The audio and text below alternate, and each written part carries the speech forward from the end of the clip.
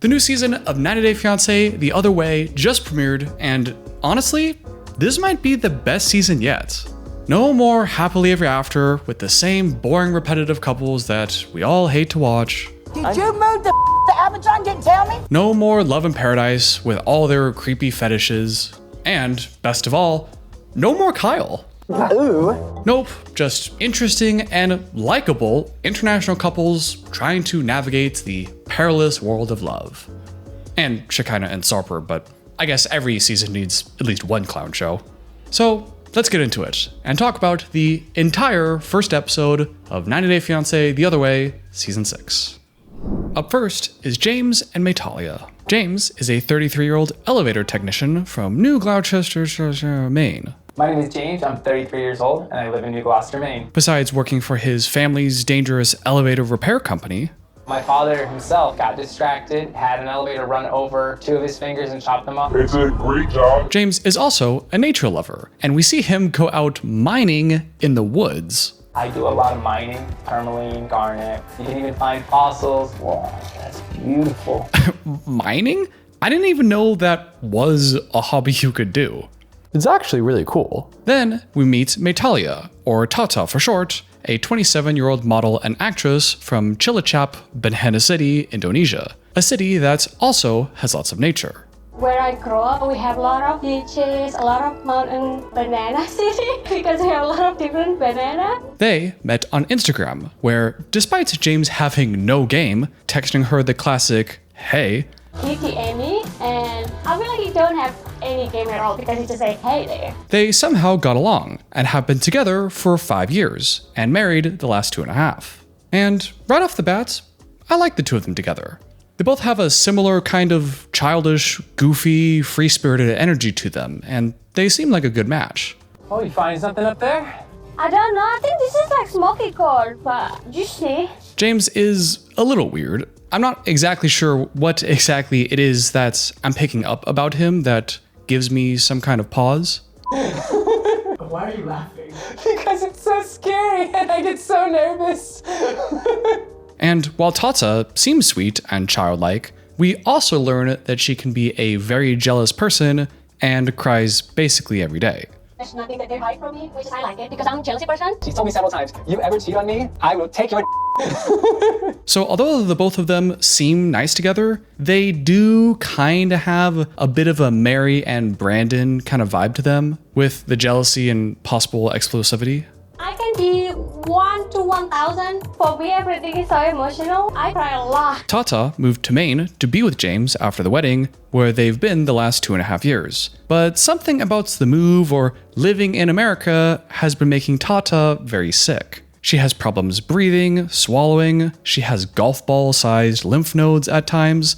It's been a problem. Since I got here, I have so many health issues now. And, as she says a few times this episode, all the American doctors she's seen have just been pushing her around to other doctors without actually helping her. I've been to doctor and keep bouncing me. No one tell me what is wrong with me. Yep, can definitely relate to that one. So, due to her health issues, James plans to quit the family business, and the two of them agree to move together to Indonesia. As hard as it is for me to accept, I do support Meitalia's decision to move to Indonesia. Her health is the most important thing to me. But there are a few problems with this plan, chiefly finances. The two of them go to a record store to sell their collection and get some money. Gotta find a job. We're gonna try working for her dad is what I'm gonna start doing. Cool, what does your dad do? Oh, my dad makes banana chips. Oh, cool. So, And that's when we get the first fight and first tears of the new season.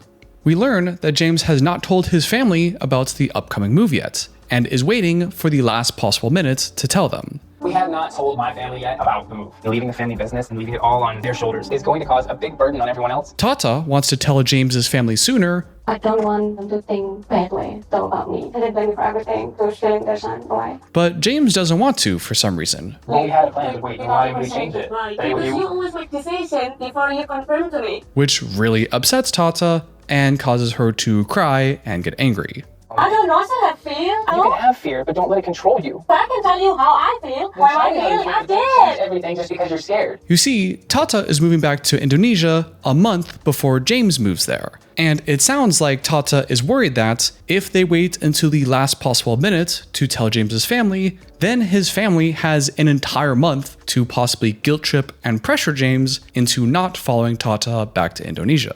I'm afraid that if I go first and then you tell your family, they just gonna hold you and then you not go. It's kind of confusing, and the tears come so quickly that it can be kind of hard to understand what her point was or what the fight was even about. I don't You know. can have fear, but don't let it control you. But remember when they told us that Tatta can be a very jealous person?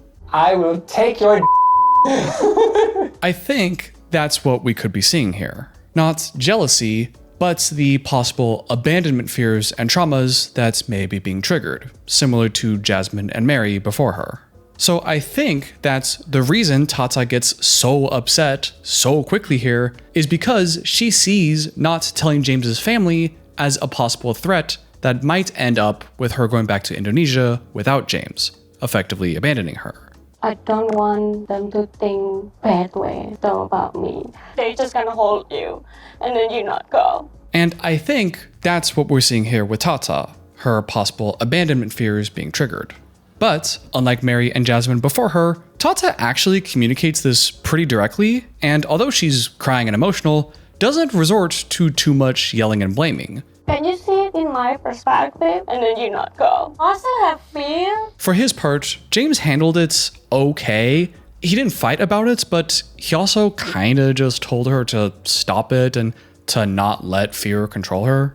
have fear, but don't let it control you. Yeah. Don't change everything just because you're scared. Which, I know they're in a public setting right now. You know, it's not really the most comfortable or least awkward place to have this kind of conversation right now, but it still didn't seem to me like James really quite understood where Tatta's fear was coming from.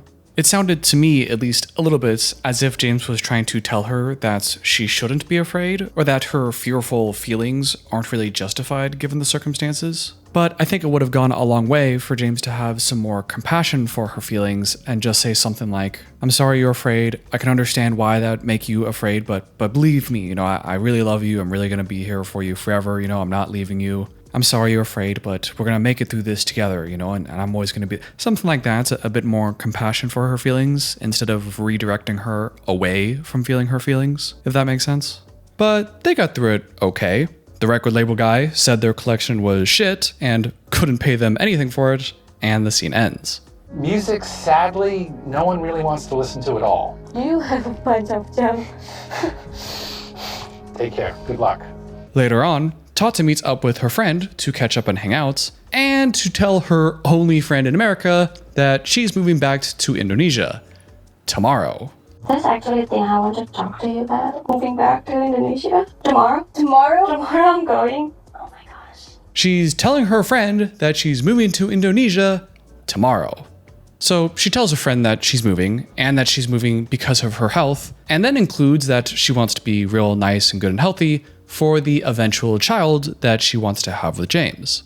Our plan is I'm going to the doctor there because I want to be healthy. Because one day I want to have a baby. This comes as a surprise to her friend, who says, "Whoa, a child? Weird. James told me a few months ago that he doesn't want to have a child." James told me that he wasn't excited about the thought of having children. What? This shocks Tatta.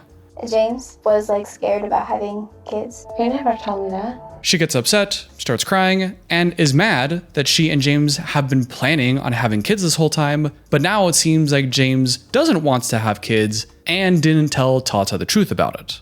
I just feel hurt, like James not have that conversation with me. Because we're going to have a kid. No, he said he don't want to have a kid. Do you? What the Tatta's reacting as if she just discovered that James has been lying to her about wanting kids this whole time. And since she's leaving for Indonesia tomorrow without James, is just making her all the more scared of being abandoned. But from what the friend actually said, it sounds more like James was just telling the friend that he was a little nervous about having kids.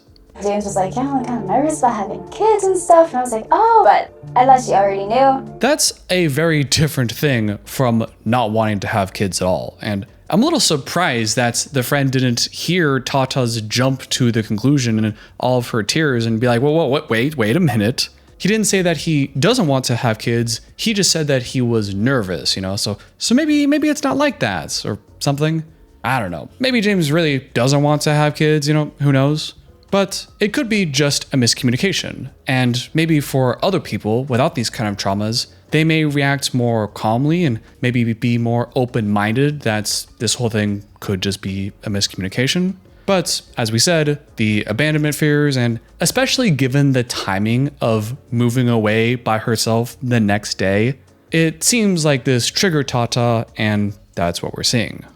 Tatta's already cried twice in this episode, and there's still a lot of uncertainty around this upcoming move. But there is one problem the show has been hinting at this whole episode, and that is that James has a little bit of a secret that he's afraid to tell Tatta about. I have something I need to tell Tatta, and it is on my heart very heavy. There's no predicting how she will respond to news like this. Oh boy. Now, 2 hours before her flight to Indonesia, the idea and reality of them being long distance for the next month is starting to become a reality, and James cries. I mean, I know it's not forever, but still, for me, it's... Baby. Which is pretty cute to see. It seems like he really cares. But now, after the tears, James has to tell Tatta the bad news, which is their cute little dog won't be able to go back with her to Indonesia right now. I have found out that Jojo is not going to be able to come with us. What? Jojo's going to have to stay here for a while. And that sucks. She was expecting the dog to go with her only companion, while James had to stay back. And now she's going back to Indonesia all alone. I thought he was coming with us. Bad things over there right now for dogs. She cries, she's heartbroken, James cries. Man, this really sucks. The dog is coming back with them to Indonesia eventually, apparently, so we have that at least, it's just not right now. Yes, this will be longer. It'll be longer without him, and it's going to be hard without him being there, but it will not be forever. I'm sorry. But another aspect of this that might come up later is that James apparently knew about this whole thing with the dog for a while, and purposefully didn't tell Tatta about it earlier because he was worried Tatta might find out about that and then change her mind about going to Indonesia. And while I can understand this from James, that he thinks that he was probably trying to look out for her by not telling her sooner, I've been doing the research for the last couple weeks, but her health is the most important thing to me, and I need her to find a doctor who can help her get healthy. That's why it's something I've just been holding on to and carrying myself. this is kind of bad timing. Because after hearing about this whole not wanting kids thing last night, Tatta's already worried that James may not be being completely honest with her about things. And now, after learning that James has known about this dog issue for a while now without telling her about it, Tatta's now wondering what else James may be hiding from her as she leaves to Indonesia for a month without him. After what I heard from Ajay last night, and now he told me about surgery in the last minute. It's really hard for me going that plane because I'm feeling nervous. What else did he not tell me? And if there's anything we've learned from this show about being long distance with someone with a lot of jealousy and abandonment issues, it's that you probably don't want to get into it when there's already a lot of distrust and suspicion. Up next, we have returning fan favorites, Shekinah and Sarper. You know them, you love them. Listen, I don't really know what I want to say about this couple this season. I may just skip all of their scenes together for the whole season because, oh my god. So, in case you need a refresher on this toxic couple, Shekinah is a 41-year-old esthetician and professional socialite, a LA person or something. I co-host events, and it's basically my job to bring attractive people to just be a part of the event and the atmosphere. So if you've ever been to an event where the vibe just feels right, it's usually because of someone like me. And she met Sarper, a 40-something model, personal trainer, basically professional narcissist guy from Turkey. She wanted to change my famous old bed, most visited place in Istanbul. You might remember Sarper as the guy who slept with over 2,500 women on the previous season and also kept a notebook to keep track of them all. Oh my god.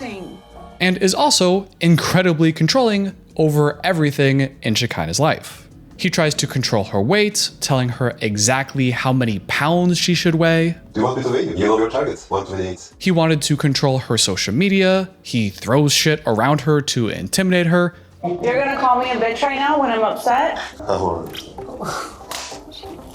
He seems clearly abusive and controlling, and although he's never had a real relationship before, for some reason, definitely not because they have a TV show about it now, he wants to try having an actual relationship with Shekinah. But while Sarper clearly has his problems, Shekinah has plenty of her own. Shekinah recognized a lot of this controlling and troubling behavior from Sarper in their last season on the show, but whenever she was confronted about his behavior from other people, she would immediately take Sarper's side and basically say that everyone else is just a hater that doesn't understand our relationship. What a bitch. My family is so negative. They could not be more unsupportive, and I actually don't even talk to anyone in my family since the show. It was really annoying. Sarper is playing the most obvious, extreme, controlling playboy of all time, everything up to 11, right? And Shekinah constantly talks about how she's a strong woman, how she doesn't go after toxic men anymore, how she wants to set a good example for her teenage daughter and model good relationships, but then goes back on all of that whenever it comes to Sarper. She's even become estranged from her family because they aren't supportive enough of their relationship. Who in your family do you not talk to? There's 6 of us sisters. So 6 sisters. And my mom. I don't talk to my mom. And it's all because of your relationship with Sarper? Yes. Wow. Also worth mentioning if you forgot from the previous season, Shekinah grew up kind of Amish, but not really Amish. And then a lot of people online with more experience with these kind of communities speculated that she could have grown up in one of those weird, definitely not a cult kind of communities, if you catch my drift. And if that is the case, that she's got some of that kind of cult mindset influences in her past, like being subservient to men, not questioning authority, not valuing herself and her own opinions and wants, that kind of thing, that could be one reason why she might now be looking for someone like Sarper, a similar kind of larger-than-life, dominating, I'm always in charge, don't question me kind of person. Or some people think they just have a consensual dom-sub relationship and people like me need to just chill out about it. And hey, maybe that's true, maybe that could be the case. I just kind of wonder how much informed consent there could be if there was some kind of cult brainwashing thing being triggered in her. You know what I mean? By the way, if this interests you at all, I made a whole video talking about Shekinah and Sarper from last season right here, so check that video out. Anyway, we're talking about the new season, not the old one. And on this season, we see that Shekinah is back in the US after living with Sarper in Turkey for a few months. Apparently, the finances and her not being able to work in Turkey just wasn't making a lot of sense. So she moved back to the US to do her beauty esthetician job so she can make some money. I came back to the US and I just kind of stayed. I've been here for about 3 months now, just working. And now that they're back to long distance, things between them have gotten harder. Most of their first scene together was basically just a summary of everything I just said. But we're also told, while watching the two of them try a very awkward, sexy kind of roleplay Zoom call cyber sex thing, that Sarper is basically a man-child with zero relationship skills and thinks that Shekinah is a naggy little B-word who's controlling and possessive. Dad is always possessive. While Shekinah thinks that she's actually perfectly reasonable and has just been on a long-term mission of trying to train Sarper how to be a normal functioning partner. I have been doing a lot of hand-holding, just teaching him how to do the basics, like working through issues instead of running away from them. I guess time will tell if this is an example of the blind leading the blind. In their next scene, we catch up with Sarper as he regales us about how great and sexy and desirable he is. I had a record of sleeping in a day was like 4.5 women, I can say, because I tried 5, but it was 4.5, they say. Sarper then tries telling us that he is like an iceberg, that people can see his muscles on the surface, but really there's just so much more to Sarper underneath it all. So many people, they just see my muscles, but icebergs, they have a part here above the water and some deep under the water. So he's saying that he's not actually a shallow person, but is actually very deep and mysterious with layers and layers to reveal to the right person. Yeah, okay, buddy. This one is just like my sister. I gave many secrets of mine to her. Not all secrets, I have to confess, because I slept like 7 of her parents. Sarper's talking with his family about the whole long distance thing and tells them that he's basically broke now. He goes on to say that he was making lots of money with his personal training gig until Shekinah came around and prevented him from having female clients. Before Shekinah, I was doing financially good as a personal trainer. But Shekinah was so insistent about me leaving the female clients. Which I thought, okay, I guess that might be some kind of financial hit. But Sarper claims that 90% of his clients were female. And 90% of my clients are female. So from my income, 90% cut right now. Why? I don't think that's because 90% of people interested in fitness are female. If 90% of his clients are women, I have to wonder what kind of service is he really providing. And not only does Sarper have an income problem now, supposedly thanks to Shekinah, but he's also spent his entire life savings on trips to go see her. I have no savings left. So Sarper is now broke and blames all of his financial problems on Shekinah and her bitchiness. You know, it's getting too much. That bitchiness getting higher every day, every day, every day, every day. And thinks that he is now at his breaking point. There's a limit, like a glass of water. You can put a little more, and it spills over afterwards. Back to Shekinah, she meets up with her friends, the only people that have more plastic surgery than she does in these scenes, for a dog grooming playdate. They're so excited for their baths. Hi. Adonis. Her dog's name is Adonis, which is kind of a cool name for a dog to have, but it does kind of say something that Shekinah named her dog Adonis, doesn't it? Shekinah apologizes to her friends for not being very active and going out at all recently, and explains to them that in exchange for Sarper not being allowed to see female clients, Sarper doesn't allow Shekinah to go to any public events in LA. Sarper gets uncomfortable, just like I get uncomfortable when he's training a female. So he asked me to please not take part in LA events when I'm here. So, which I thought was pretty weird because, yes, I can understand the desire to compromise, but it's also kind of Shekinah's job to put on public events in LA. I don't know. I guess you could argue that it was also Sarper's job to work with women, but see, this is what I mean with this couple. They're just both so toxic. Like, I don't know what I'm supposed to say here. Shekinah then explains to her friends that the reason she has to compromise with Sarper about this kind of thing is that apparently if they don't, Sarper just kind of freaks out and breaks up with her over everything.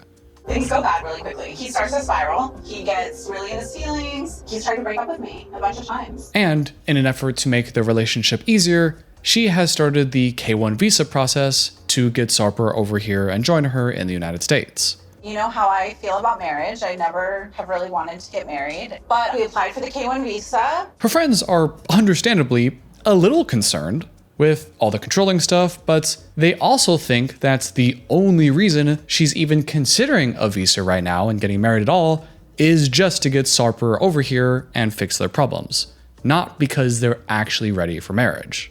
But just when you thought it couldn't get any worse, Sarper gets even more controlling. Because Shekinah is getting a new nose, and this nose was designed by Sarper. Yes, I'm getting my nose done, finally. It's been bothering me forever, and Sarper has actually designed a new nose for me. So Shekinah has some kind of insecurity about her nose, wanted to get it changed, and she trusts Sarper to design the nose for her. Sarper designed the nose for her. Sarper knows for her. That's a hard phrase to say. And he thinks that he should be the one to design it because he's the one that has to wake up and see it every day. I am the one who will look at every morning, every night, so let me choose.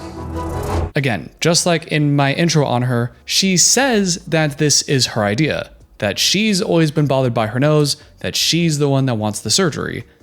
But given their dynamic and everything else we've seen from them, it's kind of hard to believe, or at least not question, that maybe this was Sarper's idea the whole time and has just pressured Shekinah into thinking it was her idea.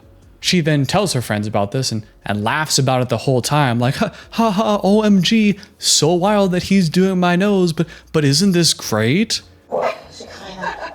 He's just As if this isn't completely bananas. And her friends look at each other like, oh my god, what the F is going on? Shekinah's lost it. This isn't like her at all.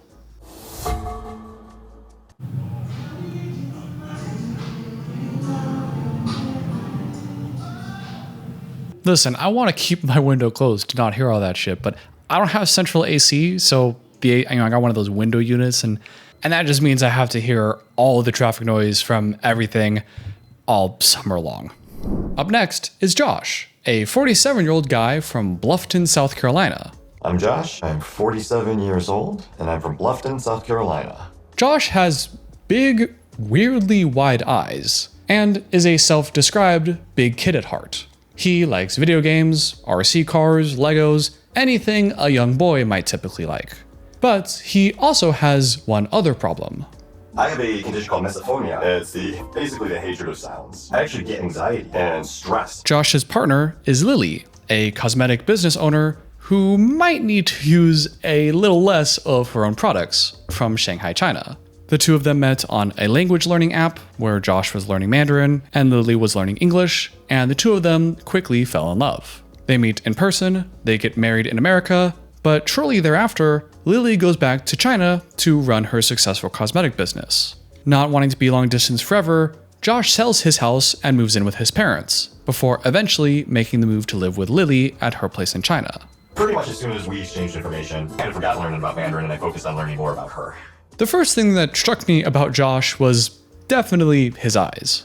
Very intense and odd at times, but one thing I can say about him, from my impression, is that he does seem like a pretty nice guy, with a certain kind of charming, boyish innocence to him. He gives off a very couldn't hurt a fly kind of energy, and his face looks like the kind of person that has spent a lot of their life smiling and laughing. I like Josh, but Josh is worried about his move to China.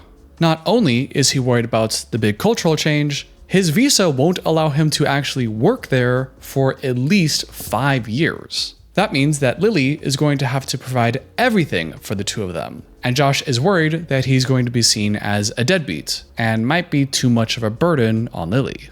It doesn't bother her, okay? It bothers me. I've always worked, and I want to feel like I can contribute and not be a deadbeat. But he's not just worried about Lily. He also knows that in China, the man is very much expected to make money and provide for the woman. So not only is he worried about being a drag on Lily financially, but he's also worried about the judgment of her culture towards him for basically being a broke loser, and the judgment towards Lily for being an idiot who would marry a broke loser. In China, too, man is one word. That's just their culture. So she'll get judged, or they'll judge me. It's probably very odd that this white guy coming to China, speaking English, and doesn't work while the wife does. Josh sees all this burden and inability to contribute, and feels insecure, and is ultimately worried that Lily might feel the pressure financially of being his translator and of the judgment of Chinese society, and ultimately decide that this may be too much for her to handle. I know I'm no George Clooney. I am going to wonder, why does a woman like Lily want to be with a man like me and support me financially? There is that fear that I'm going to wake up one day and Lily's going to say, I don't want to be with you. And that's when we meet Lily. 我叫田小瑞，是我的中文名，英文名叫 Lily。 First off, Lily is rich. She's got a 4-bedroom house with an elevator in it. Now that is swag.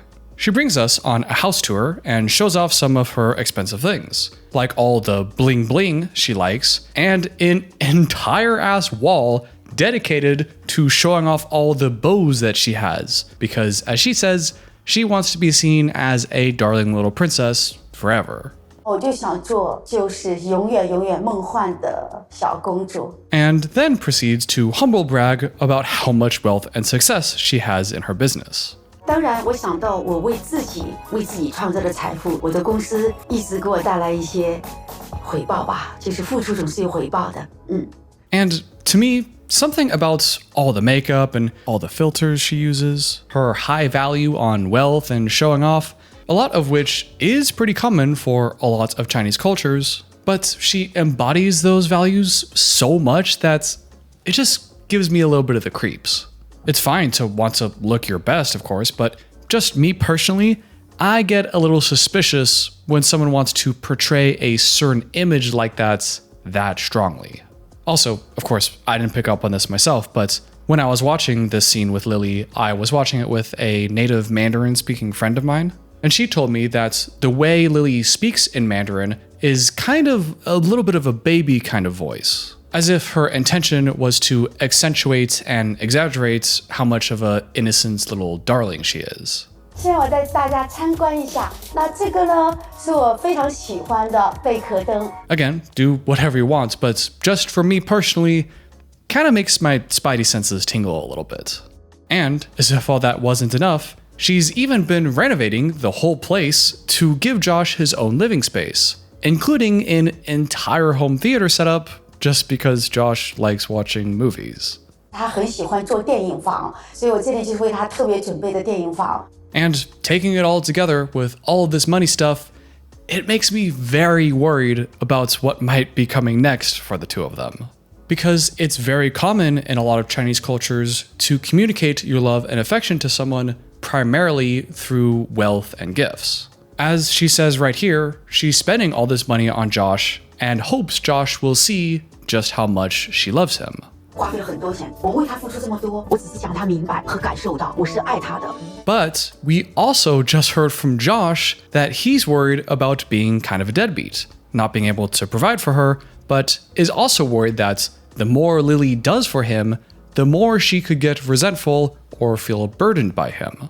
So I could easily imagine a world where she may continue to want to shower Josh with gifts or show off her wealth, but instead of making Josh feel more comfortable and more convinced that Lily loves him, all of that expensive stuff and gift giving might actually have the opposite effect and might make Josh feel more insecure. That would already be a problem, but then Lily might perceive that Josh is uncomfortable with her affection and then might get resentful and feel burdened by the relationship. See what I mean? This could go very badly for them and could spiral out of control if they don't get a hang on this cultural difference. In the next scene, the two of them get on a video call, where Lily wants to show him all the money and effort she put into the house's renovations. Renovations which Josh has apparently told her repeatedly that he neither wants nor needs. Lily told me she wanted to renovate the village. I told Lily that having such a large home is not important to me, but she insisted to do the renovations. She tells him that this whole renovation process has made her bankrupt.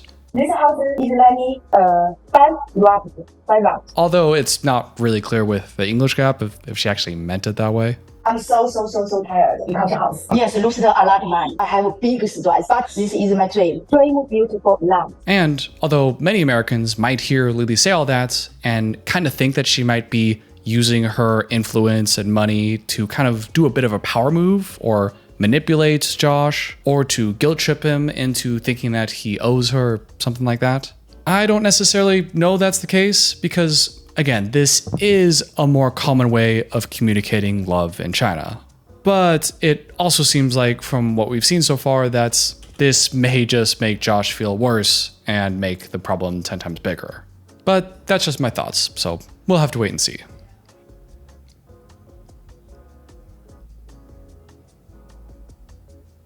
What the That was weird.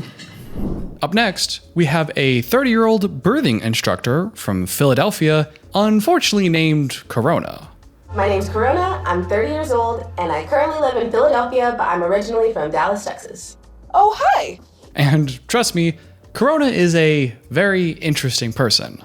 She was an army brat growing up and was kicked out of the house / ran away from home when she turned 16 and has been providing for herself ever since. She was a go-go dancer while she went to school, paid her way through college at University of Pennsylvania no less, and graduated with a Bachelor of Science with a 4.0. This past winter, I graduated from Penn with my Bachelor of Science in Nursing with a 4.0 GPA. Pretty wild. So yeah, she's pretty badass. And also as a funny little nod to the horror show that just ended with Kyle and his impregnation hobby. In this season, we have Corona, who's studying to be a midwife and hopes to deliver 10,000 babies. My ultimate career goal is to be a midwife, and I want to deliver 10,000 babies in this lifetime. Anything with a vagina, honestly, I'm interested. On one of her international vacations, Corona makes her way to Iceland, where she meets the love of her life, Ingy. I'm moving to Iceland in just under 2 weeks to be with my man, the love of my life, Ingy. Ingy. It's spelled I-N-G-Y, but you pronounce it Ingy, which is, I guess I shouldn't laugh at Icelandic, but it's kind of like Ingy, it's a pretty funny name. So the two of them fall in love, but there's a big problem. The whole Iceland thing. You see, Corona has a spot in UPenn's prestigious graduate program for midwifery. Not midwifery like I thought, but I guess you pronounce it midwifery. Midwifery. But she also doesn't want to be long distance with Ingy. So she's decided to drop her spot at UPenn and move to Iceland to be with Ingy and study her midwifery there. I currently have a spot in the UPenn grad school for midwifery, but I am foregoing that opportunity to move to Iceland and to hopefully go to midwifery school there. And that is not a guaranteed spot. So that's already a lot of commitment and risk for one couple, but there is one more problem. And that is, while she's decided that he's her person, she hasn't actually heard him say that she is his person. Man, that was a lot of pronouns. Corona isn't actually sure if Ingy is committed to their relationship as committed to it as she is. You know what I'm saying? And I know I am making a big commitment, for sure. That's crazy sauce. And so I hope he is as committed to this relationship as I am. The next time we see Corona, she's back in Dallas visiting her family because although she ran off at 16, apparently their relationship has improved since then. And of course, this is where Corona has to now tell her family about her plans of moving to Iceland. She tells them about her plan to move to Iceland and do the midwifery school thing there, and her family isn't really the coolest about it. Moving where? To Iceland. Yeah, please. The family starts grilling Corona about the relationship.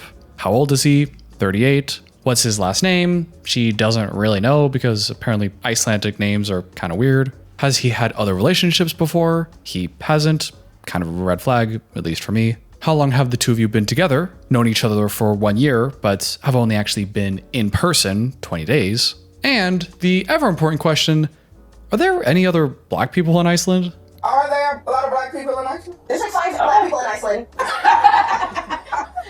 Yeah, it honestly doesn't seem like the two of them really know each other that well. Normally, I'm all about this kind of thing. Go out, go make your mistakes, go out and explore the world, go start your adventure and do something interesting. But even I have to admit that it seems like maybe they could have communicated about a couple more things before she made this kind of decision. Corona says she has anger issues that Ingy hasn't seen yet, and she's also not sure exactly how Ingy sees their relationship and how committed he is.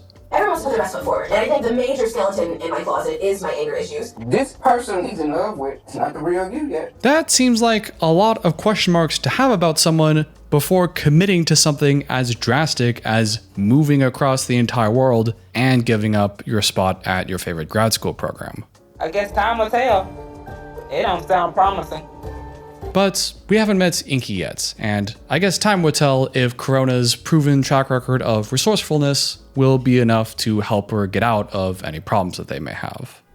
That's all I got for today's video. Let me know what you thought about this new season and these new couples in the comments down below. We still have, I think, 2 more couples that we haven't seen yet on this episode that we'll be seeing in a future episode. But let me know your thoughts so far on the couples that we have seen. I'd love to hear your opinion about it, and as we make our predictions for the rest of the season. A big thank you to all of you channel members for helping support this channel and keeping the channel growing, with an extra special thank you to Nancy Jones for being a producer of this channel. And if you want your name in the credits, or for me to shout out your name, then hit the join button below. Make sure to hit subscribe, hit the like button, ring the bell for notifications, all that stuff. And until next time, I'll see you later.